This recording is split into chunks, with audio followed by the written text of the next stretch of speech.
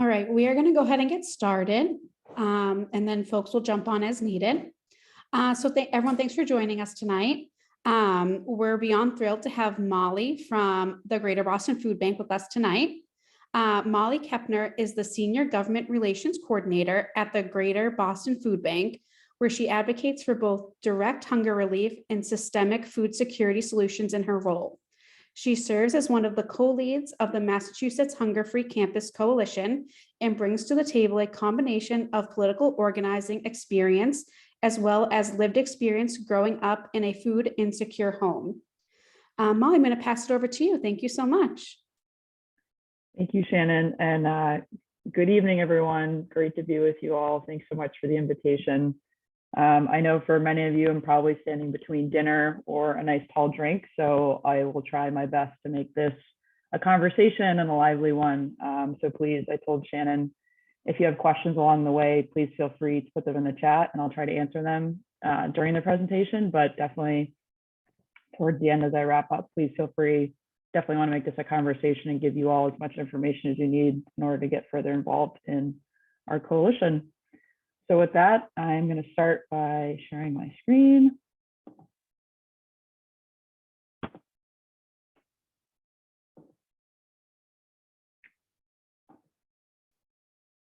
So I think most of you, if not all of you, are very familiar with the Greater Boston Food Bank and the work that we do, but I really wanted to start by giving you all kind of the historical context behind GBFB and our work with college hunger, because I think it's really important background to see really our historical relationship with this issue and why it's so important to our mission day to day. So at GBFB, one of our core elements of our mission is serving vulnerable populations, right? So we talk about seniors, we talk about children, K through 12 students, we talk about college students, we talk about veterans. These groups are typically under-resourced when it comes to food security and making sure that they have access that they need.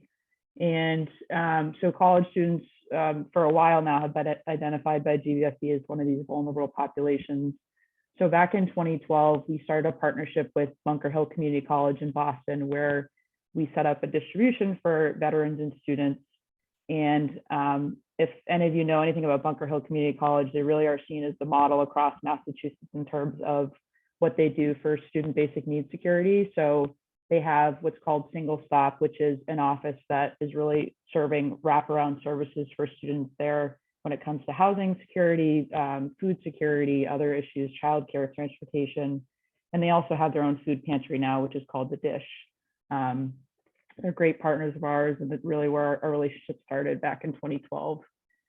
And now things have shifted a bit with COVID and distributions, but currently we operate 2 distributions directly, both at Bristol Community College and Northern Essex Community College. But we also have a lot of our pantry partners that service colleges directly through mobile markets. So there's a lot of examples, but just 2 to point out here. So we have the Open Door up in Gloucester that directly services North Shore Community College. And then in Salem, we have the Salem Pantry that directly services Salem State University with a mobile distribution on that campus. So just want to highlight the footprint that we have across our service area of Eastern Massachusetts in serving these college campuses and making sure students have access to health and fresh food. And just a note here, and I think this is something that's really important, and we can talk more about this. I think this is something we all know for folks that are familiar with the food security space, that stigma and barriers to access are very much still a problem when it comes to folks having access to the resources they need, whether it's SNAP, food pantries, or what have you. So something we really pride ourselves on with these distributions is making sure that they're low barrier and stigma free. No questions asked. If you're a student, a staff member, a faculty member, and you need food, you walk up, you get what you need, and you leave. And making sure it's a welcoming environment is something that carries across all GBFB, not just these distributions, but something that is definitely of particular importance when we talk about college students.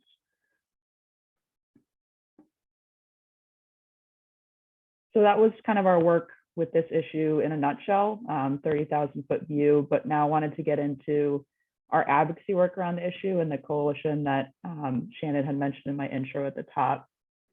So I think wanted just to start with some statistics. I think for those who may not be as familiar with the issue, some of these are pretty staggering when it comes to what students are facing with basic needs and security, and particularly food security. Now, what's interesting is these numbers are all pre-COVID.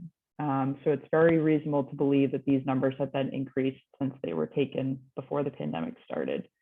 But when you look at that first number there, almost 40% of public university students in Massachusetts are experiencing food insecurity. Now, to put that in comparison for you, you look at the general food security numbers for Massachusetts according to Feeding America right now, 1 in 10 adults is experiencing food insecurity. So that's 10% compared to almost 40%, and that's a pretty staggering difference there. And I think it's important to call out specific populations and marginalized groups that are affected by food security. And this is definitely true across the space, no matter the group or population you're talking about. But with college students, again, the numbers are pretty alarming. You're talking about student parents at 53%. You're talking about Black students at 52%, Latino students at 47%, and LGBTQ plus students at 46%. So again, we're talking about designing programs on campuses and advocating for folks that need these resources, making sure that folks that are traditionally under-resourced have the access that they need. And this last stat here, I think, is also important to call out because it really is a cornerstone of the work that we do in terms of advocacy and making sure that SNAP is a key part of making sure that college hunger can go away someday. Only 20% of students experiencing food insecurity are currently accessing SNAP benefits. And again, this is a pre-pandemic figure. So making sure that SNAP is accessible and easy for college students, which right now has been very much an issue, is something that we're continuing to push as a coalition. Molly, I do have a question in the chat. Yep. Anastasia is wondering, how are these numbers gathered? Is it self-reported or do other people gather the data? Yeah, that's actually a great question, something that came up recently. So these numbers you see here are from the Hope Center, which is run out of Temple University. They are nationally recognized as the leader in terms of data and studies when it comes to student basic needs and security. So that's where we get a lot of our data from. They also run in-state surveys. So the Hope Center ran a Massachusetts statewide survey of public 2- and 4-year colleges across the Commonwealth. And that's where these statistics came from. And again, it was right before the pandemic hit. They've only done one, I think, comprehensive survey during the pandemic, but it was nationwide. And I think only a handful of Massachusetts schools participated. But yeah, that's a great question. And I think another point that too, right? So anytime you're talking about data collection, I think, and particularly you're talking about college students who are typically, if you can remember when you were a college student, or if you are a college student now, you're inundated with emails, you're focusing on exams. The last thing you want to do is take a survey. And if you are struggling to find your next meal or where you're going to sleep that night, you're definitely probably not taking a survey. So I think it's important to note that these numbers are probably underreporting the figures. But yeah, that's a great question. Is that it for questions? Yes, that's all for now. Awesome. Thank you. So yeah, when we talk about our coalition and the legislation that we're currently pushing, so if you rewind a little bit, a couple of years, so back in the fall of 2019, the coalition was formed. And the reason it was formed is there was a bill being heard by the legislature that was dealing with community college hunger specifically. And it was heard in front of the Joint Committee on Higher Education, and there was testimony and a lot of people testified in support. And at the time, one of the state senators on the committee was saying, well, you know, it sounds like you all think this is a great first step, but it sounds like there's more to be done. What's next? What else can we be doing to address college student hunger? And out of that, a group of people put their heads together and formed a coalition, which we now today know as the Massachusetts Hunger Free Campus Coalition, to say, how can we systemically address this issue and not just tinker around the edges? So early 2020, the coalition was ready to file a bill, a late file bill. And then obviously early 2020, we know the pandemic hit, and a lot of people that were involved in the coalition, particularly food pantries and the food banks, were inundated with making sure that folks had access to food during the pandemic. So kind of went on a hiatus in 2020. And then towards the end of it last year, what we say is we brought the band back together and put our heads together and said, well, we never got to file our bill. Can we still file one? What does it look like? So last winter, we spent many weeks and many months drafting legislation. We did a lot of research into what other states have done. I think what's interesting about Massachusetts is a lot of times we like to be first in a lot of ways. And I think with higher education, that's definitely the case. But when you look at hunger-free campus legislation, we're actually behind the 8 ball a little bit. So definitely have some ground to make up. You look at states like New Jersey, Minnesota, Maryland, a lot of states, California, have passed what we call hunger-free campus legislation. So use those as a model, but also tried to make it fit Massachusetts and fit the needs of our coalition partners. So this past February 2021, we filed a bill. You'll see the name there. It's an act establishing the Massachusetts Hunger-Free Campus Initiative. Our sponsors in the Senate are Harriet Chandler, who is the former president of the Senate and is a widely respected member of the body. And then on the House side, we have Andy Vargas from Haverhill and Rep. Mindy Dom from Amherst, who has UMass Amherst in her backyard. So definitely some great champions in the State House for us. And in terms of the bill itself, it's pretty comprehensive, but if you were to break it out into 2 buckets, the first bucket is it would establish a new staff at the Department of Higher Education to directly administer this grant program, which I'll talk about in a second, but also provide colleges with what we call technical assistance to initiate anti-hunger initiatives on campus. So something that we heard a lot from folks is, an unfunded mandate, right? You write a bill, you tell colleges to do something, you don't tell them how to do it, and then they sit there and ask, well, how do I, do X, Y, and Z? And we wanted to make sure that folks had the tools in their toolbox to make sure that they could implement these initiatives on their campus. So that's the first part, is that capacity building. And then the second piece of the bill is what we call the Hunger-Free Campus Grant Program. So what we really want to do is incentivize schools across Massachusetts to take these steps to end hunger on campus. And there's a lot of different elements of that, and not every school can be the same. 2- and 4-year schools are different, public and private schools are different, but there's a couple elements that we think that'll be key in terms of ending hunger. And a couple of those, just to name off, one is establishing an anti-hunger task force on campus, making sure that's made up of a cross-section of the campus, administration, faculty, staff, dining services, students with lived experience.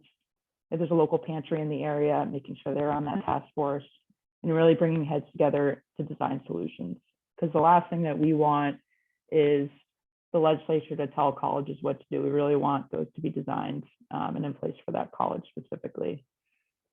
A couple of the initiatives in the bill, when you get your financial aid package, if you are a Mass grant student, a Pell Grant student, any kind of eligibility that might make you eligible for SNAP, making sure you have information about SNAP when you get your financial aid notice.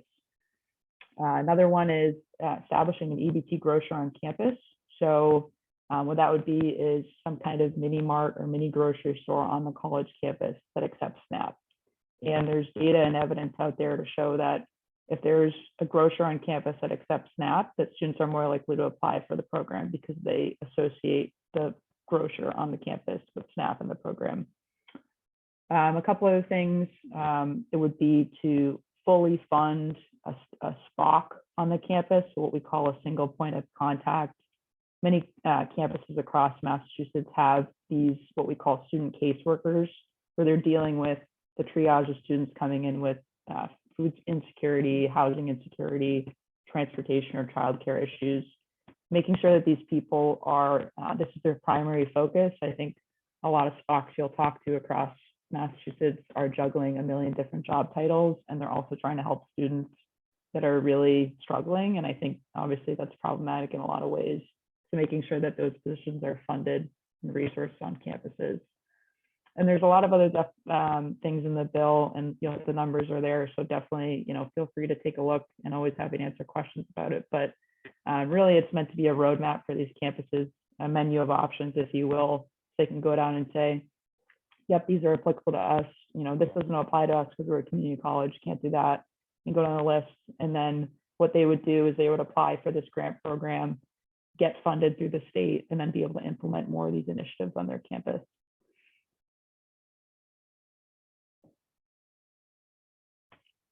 So just wanted to put this up because I think it's pretty cool to see the breadth of our coalition and just really the statewide representation we have. So you'll see colleges on here, you'll see public, private schools, community colleges, you'll see food banks on here, food pantries, YMCAs, student-focused organizations, just a really great list. And I think one thing that's really, I always enjoy about our coalition, I think many of you on this call are probably involved in coalition work. Sometimes it can feel like the room's too big or your voice isn't heard. And you know, obviously that can be problematic, but I think what we like to say is we're lean and mean, and all of our coalition meetings are always lively. Folks are engaged, folks show up, they want to have conversations. There's always a healthy dialogue. People learn from each other. There's something happening on one campus, they'll use it as an example to make it happen on another campus. Just a really great group of people, and excited to continue to work with them and move this work forward. And they've really been the engine behind this bill and making sure that it's gotten the buzz that it has and the support and co-sponsorships that it has.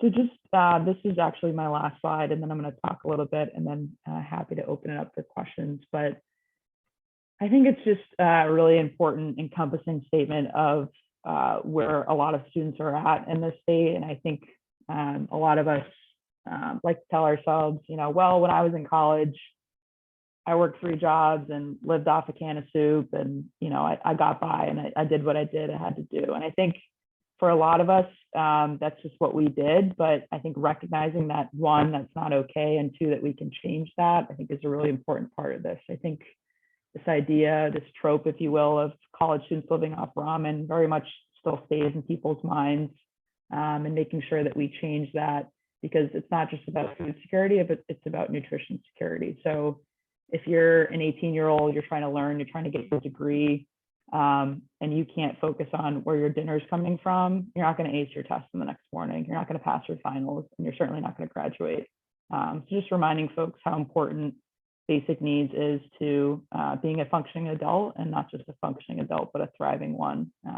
So just wanted to throw that out there. And Carla here, who's in the picture seated at the table, this is actually an event we held at the State House back right before COVID hit, where we had legislators come, staffers, the Commissioner of Department of Higher Education spoke about his experience.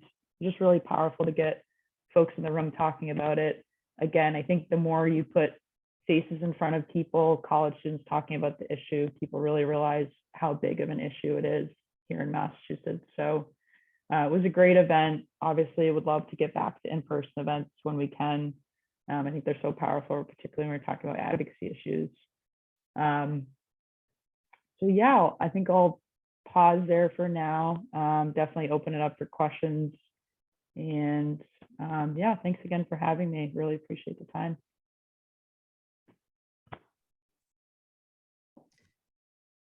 Thanks, Molly. So Kathleen did post a question, but I believe you hit on it after she posted it. Kathleen, did you feel like your question was answered? Feel free to unmute. Yeah, so my question was just how students were made aware of the fact that SNAP benefits might be available to them, and if there's any specific outreach to, you know, college students becoming adults, if they'd qualified for free breakfast or lunch, if they're set out to make them aware that they might be eligible for SNAP. But I think from what you said, that seems like that is happening. Yeah, that's actually, this brings up a couple of things. So thank you for asking that, Kathleen. It's a great question. So in terms of students being aware of SNAP benefits, I will say the Department of Higher Education in Massachusetts has done a really great job during the pandemic in informing students. So kind of a silver lining that's come out of COVID is there was provisions passed as part of one of the stimulus packages back in December, where if you were a college student that had an expected family contribution of 0, or you were a federal work study student, even if you didn't actually have a job, you were eligible to get SNAP. So with those provisions, the Department of Higher Education put out letters to students that were applicable. They actually did this more than once to say, hey, you might be eligible for SNAP, here's how to apply. The problem is with the Department of Transitional Assistance, which is the agency in Massachusetts that administers SNAP, it's hard to track specifically college students and their rate of application for SNAP. So it's harder to track if, you know, these provisions made a difference and if the rates jumped a lot. But what we do know is that the department really did a really great job of outreach to these students. And I think definitely a lot of lessons to learn in terms of continuing that outreach. And actually, I think your second question, I wanted to touch on this because this is the conversation that's happening a lot at the national level right now. I think it's important and just interesting when you think about students who receive free or reduced lunch. That was me way back in the day. And you wake up one day and people say, oh, you're 18, you can figure out your meals on your own now. And it really doesn't make any sense when you break it down. So there have been conversations very much in the early stages of extending the National School Lunch Program to community colleges or piloting it in some way, and haven't heard anything concrete yet. But I think given the current administration in the White House and Congress, there's certainly an appetite to pilot stuff like that. And I think it would be a great idea because, like I said, at the end of the day, you know, just wake up one day and are able to afford food. So I think it would be great to see Congress or, you know, Massachusetts pilot something like that.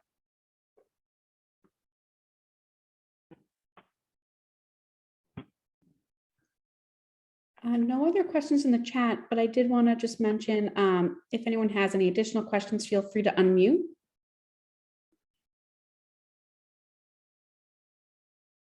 Yeah, so Shannon, I actually just wanted to, Anastasia asked or kind of made a comment around her data question saying it's hard to admit you're having food security issues, and I actually wanted to touch on that because that relates back to my story. So when I was a college student, I did not know I was food or housing insecure. I thought it was the way of the road. I thought that's what every college student was doing, sleeping on a couch, living out of a duffel bag, living off a tiny can of Chef Boyardee ravioli and getting me through my day. I just thought that was kind of the rite of passage in college and didn't realize till later in life that I was struggling with these things as a student. So again, I relied on free school meals as a kid, didn't have that option in college. I arrived at college 100% on financial aid. And what happened was through my years as I became an upperclassman, my financial aid continuously got cut back for unknown reasons. My EFC never changed as a student. So between having to appeal my financial aid every year just to be able to stay on campus, and then the sticker cost of college, as we all know, is not the real cost of college, right? So I think that's, you know, these conversations are all weaved into the price of college, making it affordable, making sure that when students show up on campus, how much you're gonna have to pay for food.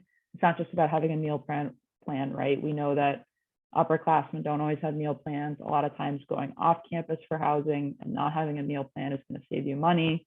But at the end of the day, you don't have that guaranteed food. So you're living off granola bars or soup or ravioli or ramen or something like that. So just wanted to say to Anastasia's comment, yes, I think a lot of people, again, we live in this world where we think getting by like this is okay, and it's not. And it's hard, in all honesty, it's hard to admit to yourself that you're struggling because you're just trying to get by day to day. So I think it ties back to the data, but just the larger issue of students coming forward wanting to ask for help. And I think the more that we talk about it, the more it becomes real, that stigma is decreased, and students will feel okay coming forward. And one question, how do organizations or even people go about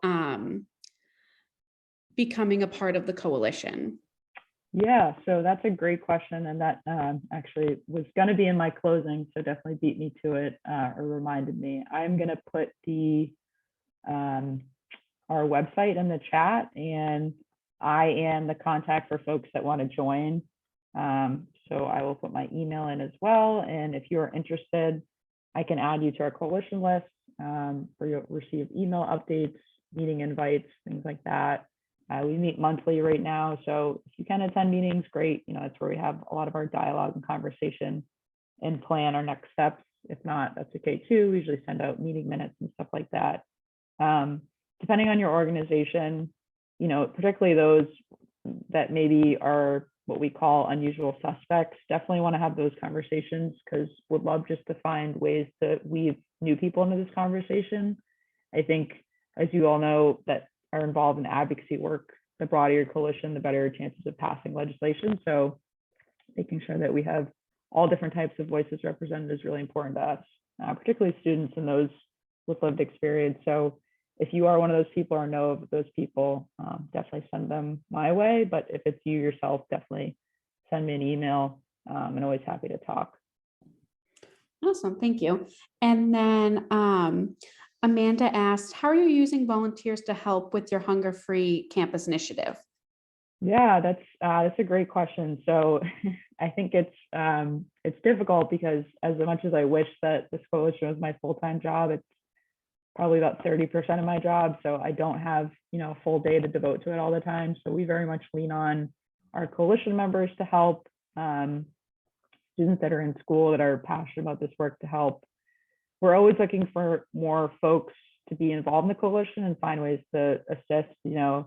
I can think right off the top of my head, social media is something we're always looking for help with. So if that was something someone wanted to volunteer their time for, as a coalition member, what have you, would always be open to having those conversations. But I think the answer to your question, Amanda, is we are always looking for more volunteers. There's always too many things to do at the end of the day, which for those of you, I think, involved in advocacy work or nonprofit work, you understand that. So.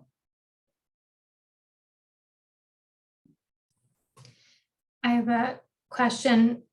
Molly, would it be helpful for perhaps members of the junior league or just generally members of the public to write letters to legislators kind of endorsing this? I know they tend to, take things more seriously the more people who are writing in. So is that something you would find helpful? Yeah, so it's actually a great point. One of the most proud features of this website, in my opinion, so if you go to that, there's a Take Action page, and there's actually a button where you can go on and write a letter or actually send a tweet to your legislator just with a click of a button. So definitely encourage everyone to do that. Our bill was filed, and we actually just had our hearing back in October. So for co-sponsors, it's until the bill is taken up out of committee, which is actually going to be very soon. So if folks can go on this week and send that quick tweet or send that quick email to your legislator, that would be a huge help. If someone feels open to writing a letter to the editor, to their local paper, I think a lot of people kind of brush those aside as old news, but I very much think they still matter, particularly to local legislators. So if that's something you're interested in and you need a ghostwriter or someone just to give you talking points, definitely let me know. I'd be happy to help with that too.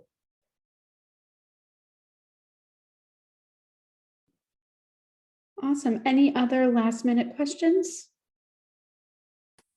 Molly, I was just wondering what colleges in the Boston area are in the coalition now, and are we missing representation from others that we could maybe try to help you with if we have members of the junior league that might be employed there, things like that? Yeah, so you'll have to forgive me. There are so many colleges in Boston that I honestly lose track of. Yeah, they're who's in and who's not. You can just tell me who's in. I think, let me just look at my list real quick. I know we have Roxbury Community College. We have, I think, is Mass College of Art and Design in Boston? I think it is, right? I don't know if anyone knows that off the top of their head. Yeah, it is. Yeah. And then, unless I'm missing someone, I honestly, Bunker Hill.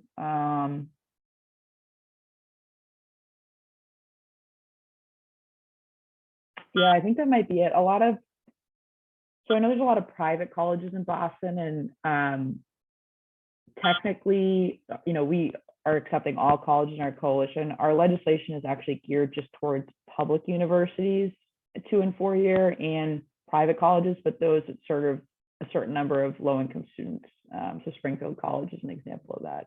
Again, not to say that we don't want these student or colleges recruiting our campus. So if you have a good contact at BC, which actually I just gave a talk at BC last week, but it's always helpful just to have more contact. So, I'm sure, I think, isn't Leslie in Boston? There's like a million colleges in Boston that I can't list off the top of my head. So yes, the answer is if folks have connections, feel free just to email me and let me know. I'm always happy to talk to more people.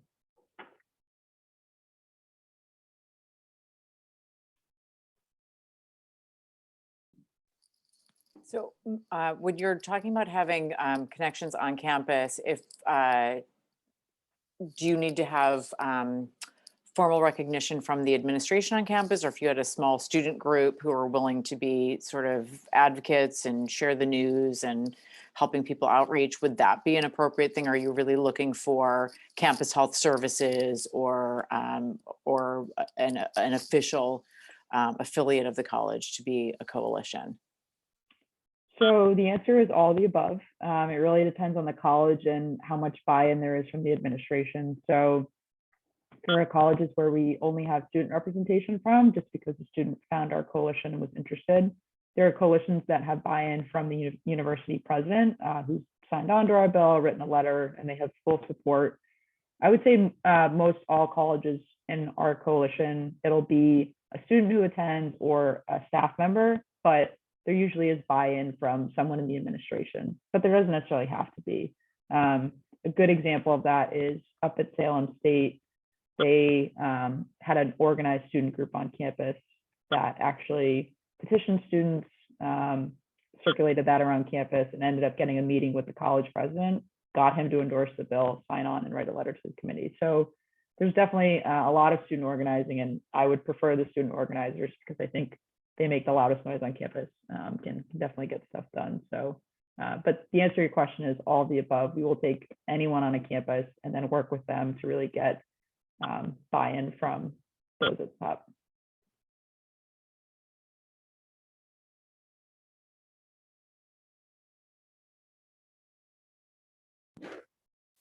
Awesome.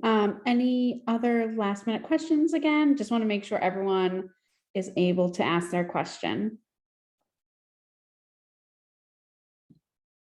Or Molly, is there anything else that you would like to share or anything?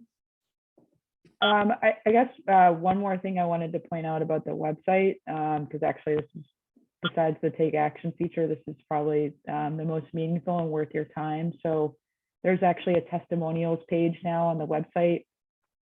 Thank you, Tori. A little bit of an overachiever, but we appreciate that. So there's a testimonials page on the website, and it includes all of the testimonials, people that were testifying on behalf of our bill at the hearing back in October, which includes students with lived experience. So definitely encourage you to take a moment, flip through those. They're all just separate YouTube clips. Just gives you kind of a flavor of, again, the widespread support for this bill, students talking about their own experience. There's college presidents on there that talk very powerfully about the issue. So definitely, if you have time, definitely take a look, share them on social. If there's someone you know on there, or college you know that you're proud of, definitely take a look. But we spend a lot of time getting those up there, and people obviously spend a lot of time composing their testimony. So definitely encourage you to check it out. Thank you so much, Molly, and thank you for sharing your personal story. That was great to hear. Yeah, happy to. As I tell people, we're not going to solve the issue of hunger unless more people talk about it. So always happy to share my story, and for the folks that helps encourage to come forward, that's one more person. So happy to do it. Thank you. And then I did just drop your email again in there, and then the Hunger Free Campus website. So everyone feel free to check those out. And then Molly, it's okay if they reach out with any questions about the coalition, correct? Yes, please. If you have questions, ideas, thoughts, contacts, my door is always open. Again, we're not going to solve this by unless we grow our coalition wide and broad. So yes, please always feel free to reach out to me. That's my email. So. All right. Thank you so much again, Molly. It was great. Yeah, thank you all. Appreciate the time. Again, if you ever want to reach out, you have my email now on anything GBFE related, Hunger Free Campus related, anything. So happy to talk, and it's great to be with you all. And hopefully I didn't put anyone to sleep. I know I didn't put Tori to sleep because Tori tweeted, so all good. All right. Thank you, everyone. Have a great night. Take care. Thank you. Bye. Thanks again, Molly. Thank you. Thank you, Molly.